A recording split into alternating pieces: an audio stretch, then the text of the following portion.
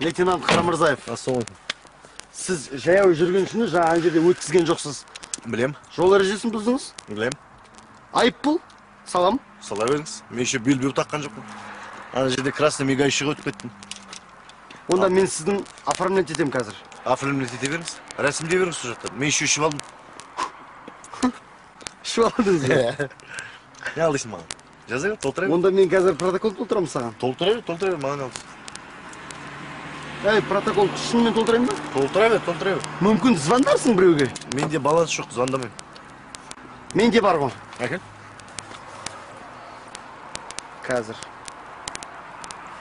Міне? Кімге звондайын? Білмеймін. Звонда? Қазір. Алло. Айгүл, мен сәл кешігіп келем, жарай ма? Мында гаишник тоқтатып алды мені. Ага, жақсы. Сенің фамилияң кім? Ахметов, ал не болды? Ахметов.